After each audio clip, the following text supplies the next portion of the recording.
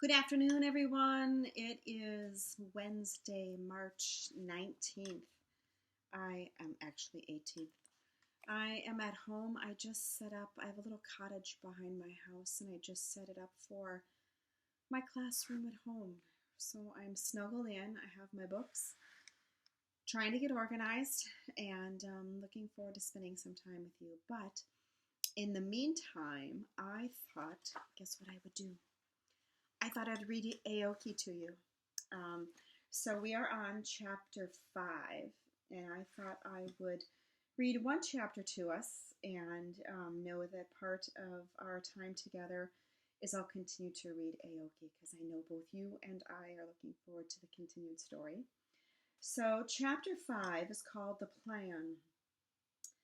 The next morning, Aoki and Kaya awoke on the floor of Pio's room on a pile of pillows. Pio was busy gathering things together, and when he realized they had awoken, he told them he was going to go to the admissions bureau to extend their stay and had already helped himself to their identification papers to do so.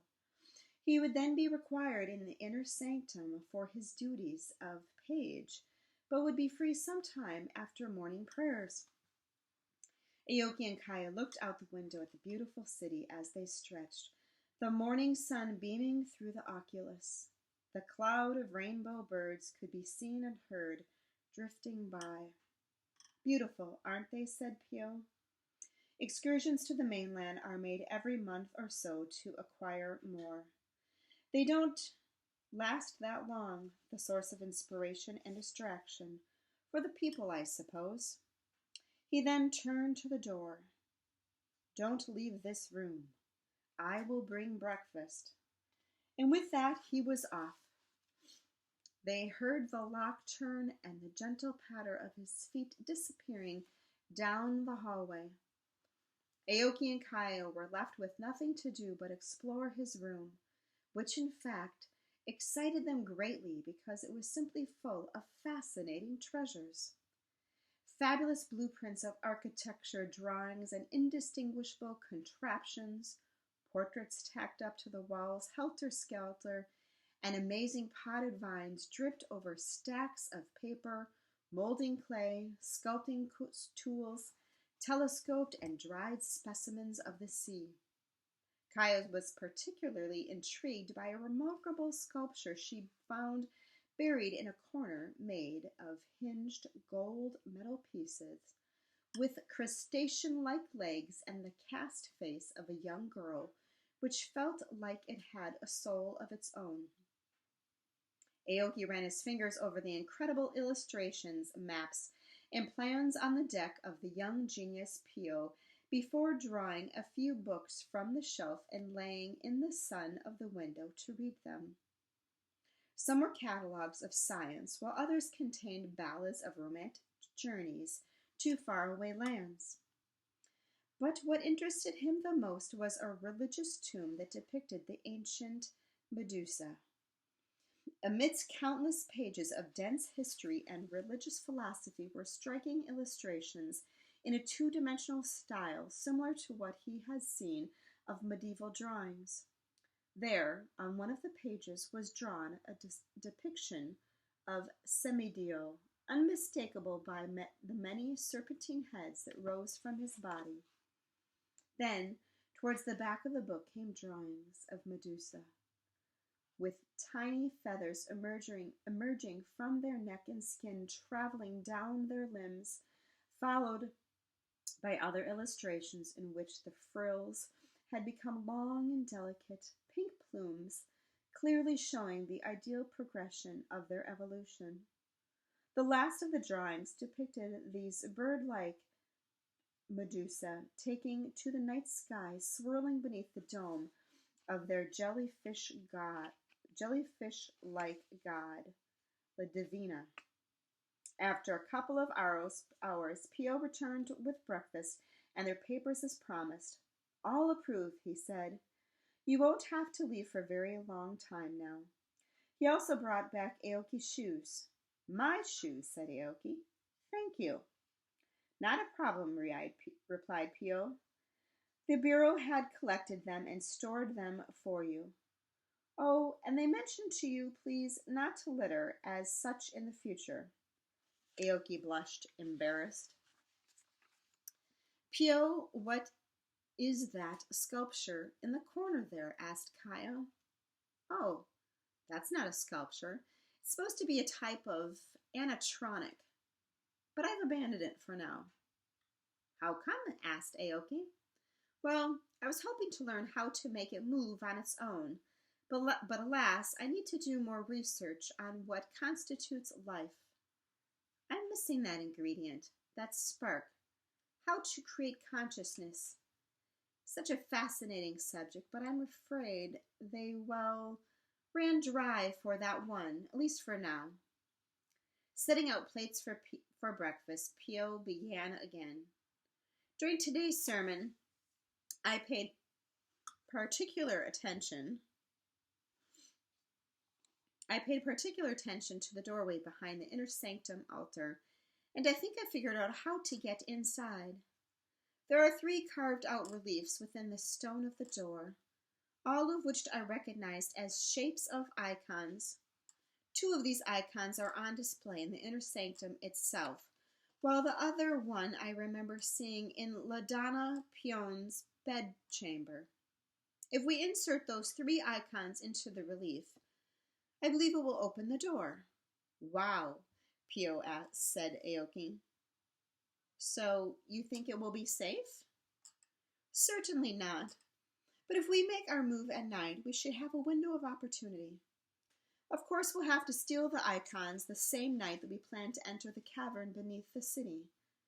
Otherwise, they'll surely be noticed as missing our plan, and our missing plan will be foiled.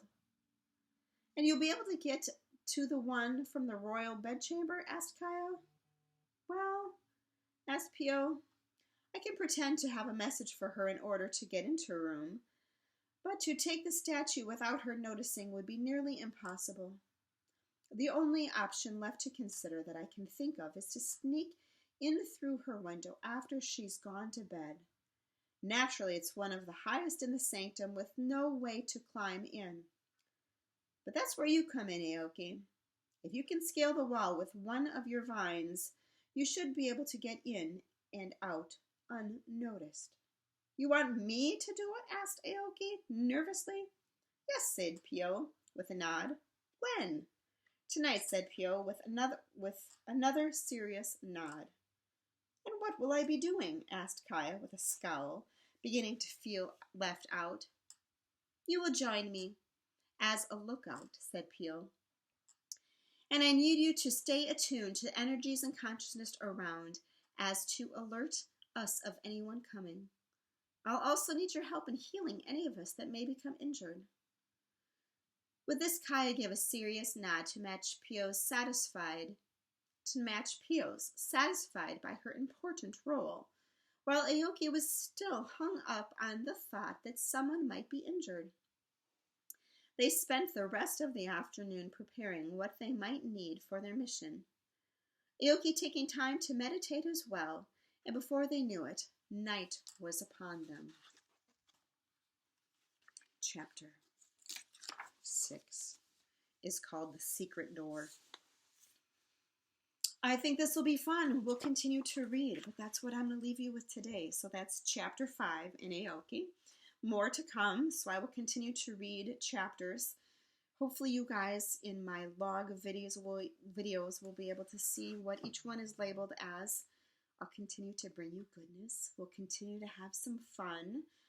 I'm going to put together some goodness, some videos that you can continue to reference back on. I'm going to do some movement. I'm going to do some fun and silly because we need to be fun and silly during this time, don't we? Maybe a dance party or two. And we're just going to have some fun. We're also going to do some good work. So I'm working on getting together some instruction. We're going to be finishing out our Greek block. I'm going to stretch it out maybe a couple days in our transitions that we've had here.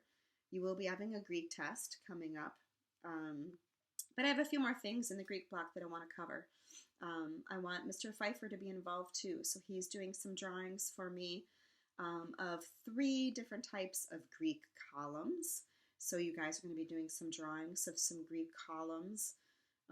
Mr. Imes stopped in and showed me the incredible clay work that you guys have been doing. It's amazing. He came in to moisten it in hopes that we may be able to continue the work. So that's a possibility that remains. We'll see what happens with that. But in the meantime, we're going to do some drawing of the Greek columns. And we're going to spend some time on the Greek Olympics and the Greek Games. We'll do a little bit of that, and then we'll round out our Greek block with a test. And then we're going to go back into local geography. Not local geography, North American geography. But with us being at home, we're also going to be creative. So I'm going to weave some botany into that as well. So we're going to go back and forth between botany and geography. So I'm sending you guys all a great, great, great big hug. I miss seeing you. But I know our time together is going to be fun. I'm going to find creative ways to do some different things so that we can both see each other, hear each other, and just continue to explore and have fun together. So until then, I'm sending you big hugs. Have fun, and know that your mom and dad are bringing home a box that we'll open up together on Tuesday that has lots of treasures and things that we will unveil together and walk through. So until then, I'm here for you. Know that if you want to reach out via email or text or call, we do have scheduled times that we will be meeting individually. But if something comes up, know that I'm here for you. So parents as well, if you're watching this, let's have fun. We're in uncharted territories, which is kind of fun. We get to be creative. We can't do anything wrong because we have nothing to compare it to. So we're going to have fun in the process. So until then, big, big, big hugs to all of you guys. I brought a few treasures home from school. So do everything with love. I brought some of my school plants home with me to take care of. So I'll just continue to unveil a few treasures. And until we meet again, we'll talk soon. Bye, guys.